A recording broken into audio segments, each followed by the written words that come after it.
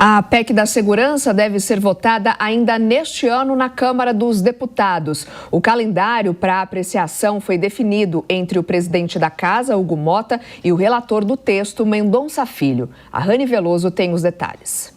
Depois da mega operação contra o crime organizado no Rio de Janeiro na última terça-feira, o presidente da Câmara, Hugo Mota, prometeu urgência máxima à tramitação da PEC da Segurança, que deve ser votada em plenário na primeira quinzena de dezembro. Em apuração com o relator da proposta, o deputado federal Mendonça Filho, do União Brasil de Pernambuco, que vai apresentar o seu relatório no dia 4 de dezembro na comissão especial, algumas mudanças serão feitas, como, por exemplo, os critérios para o acesso ao Fundo Nacional de Segurança Pública, um dos pontos criticados pelos governadores. Além disso, Mendonça Filho vai propor a prisão em segunda instância para os condenados aos crimes relacionados às organizações criminosas.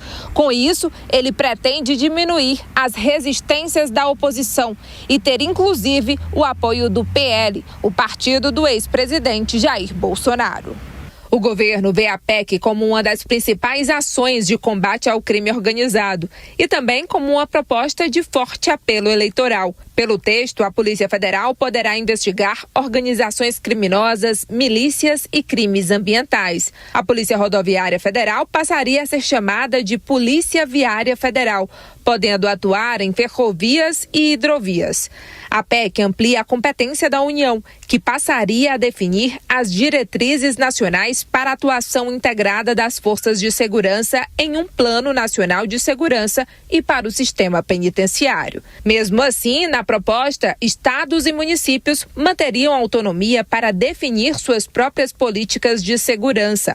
As polícias militares, civis e o Corpo de Bombeiros continuariam subordinados aos governos locais, mas nem todos os governadores e secretários de segurança concordam com o texto e temem que as novas regras enfraqueçam a atuação das forças de segurança nos estados.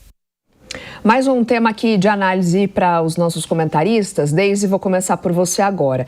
Na esteira dessa mega operação do Rio de Janeiro, essa semana, uma série de projetos e propostas, ganharam força no Congresso, enquanto a PEC da Segurança ainda sofre resistência. Precisa desse ponto de vista aí de urgência ser votada, aprovada esse ano e pode servir como uma solução?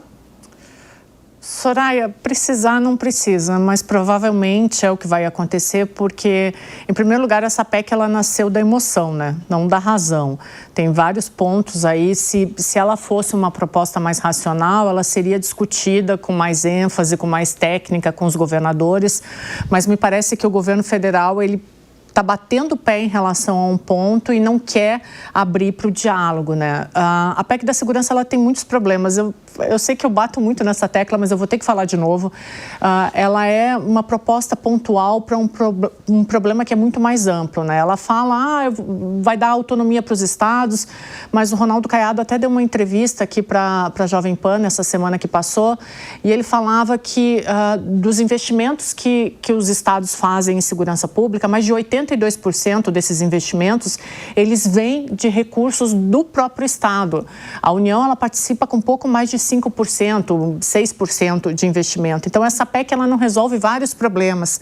Fala que vai dar autonomia para os estados, mas não fala em treinamento de policiais, não fala em diálogo. Então, ela é problemática. Deve ser aprovada por causa do momento que a gente está vivendo de segurança pública aqui no Brasil, esse calor fervoroso em torno do que aconteceu no Rio de Janeiro, mas ela não é uma proposta que vai resolver nem de longe a questão da segurança pública.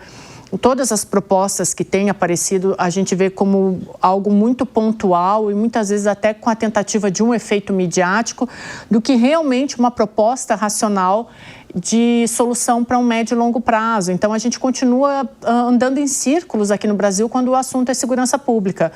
Provavelmente a PEC deve ser aprovada. Antes, a gente tinha um pouco de receio em relação a isso, existia uma objeção muito forte, mas por causa do momento que estamos vivendo, ela deve ser aprovada.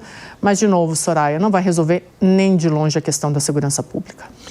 Henrique Kriegner, de fato o script está sendo seguido, tem um fato grande, aí vamos pegar algum projeto que está lá parado e colocar para votar, como bem colocou a Deise e a própria Soraya também, E fica agora a expectativa, essa politização também direita, esquerda, não tem, no final das contas, né, Kriegner? Nós somos todos brasileiros e todos estamos sendo afetados por isso, né?